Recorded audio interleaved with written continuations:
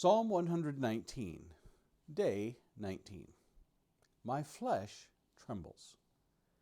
We'll be reading verses 113 through 120 today. I hate the double-minded, but I love your law. You are my hiding place and my shield. I hope in your word. Depart from me, you evildoers, that I may keep the commandments of my God. Uphold me according to your promise, that I may live, and let me not be put to shame in my hope. Hold me up that I may be safe and have regard for your statutes continually. You spurn all who go astray from your statutes, for their cunning is in vain. All the wicked of the earth you discard like dross. Therefore I love your testimonies. My flesh trembles for fear of you, and I am afraid of your judgments. Our thoughts today center around verse 120. My flesh trembles for fear of you, and I'm afraid of your judgments. Fear and trembling are often found together.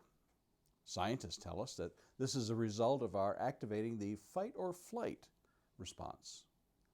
Kim Hellemans of the Department of Neuroscience at Carleton University in Ottawa, Canada, tells us this response is governed by the sympathetic nervous system, a division of the peripheral nervous system that consists of nerves that originate in the spinal cord and make connections with diverse body organs. She further points out that the trembling might be caused by a release of adrenaline or the sudden drop in blood glucose, as glucose is diverted from the blood to the muscles in the response. I wonder if this is the fear and trembling that the psalmist is referring to in our passage today. There are many verses in the Bible that speak of the fear of the Lord. For sure, there were times when we see the fear of God in the form of trembling. Hebrews 12:21 tells us, "Indeed, so terrifying was the sight that Moses said, 'I tremble with fear.'" John the Apostle reacted this way upon seeing Jesus in Patmos. "When I saw him, I fell at his feet as though dead. But he laid his right hand on me, saying, 'Fear not, I am the first and last.'" Revelation chapter 1 and verse 17. Look at King Belshazzar's reaction to the writing on the wall in Daniel chapter 5. Immediately the fingers of a human hand appeared and wrote on the plaster of the king's palace, opposite the lampstand. And the king saw the hand as it wrote. Then the king's color changed, and his thoughts alarmed him. His limbs gave way, and his knees knocked together. Daniel chapter 5, verses 5 and 6. Here is Daniel's reaction to a vision he beheld in Daniel chapter 10, verse 10.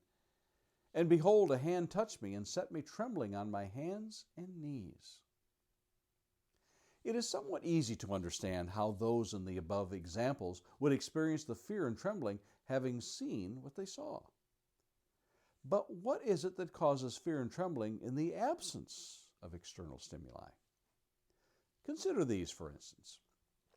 Isaiah chapter 66, verse 5 tells us, "Hear the word of the Lord, you who tremble at his word. Your brothers who hate you and cast you out for the name's sake have said, 'Let the Lord be glorified, that we may see your joy.'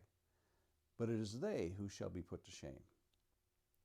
We read in Ezra chapter 10 and verse 3, "Therefore let us make a covenant with our God to put away all these wives and their children, according to the counsel of my Lord and of those who tremble at the commandment of our God. And let it be done according to the law." These are akin to what the psalmist feels. Some may point out what John says in his letter. "There is no fear in love, but perfect love casts out fear. For fear has to do with punishment, and whoever fears has not been perfected in love." 1 John chapter 4 and verse 18. But remember what Paul admonished the Philippians to do in Philippians chapter 2, verses 12 and 13. "Therefore, my beloved, as you have always obeyed, so now, not only as in my presence, but much more in my absence, work out your own salvation with fear and trembling. For it is God who works in you, both to will and to work for his good pleasure." The Hebrew writer says this, "It is a fearful thing to fall into the hands of the living God." Hebrews 10:31. We would do well to be reminded of God's judgments against the wicked. Love is a great motivator for sure, but fear can be useful to set our paths straight. Have you trembled at God's word lately? And Lord willing, we'll meet again tomorrow.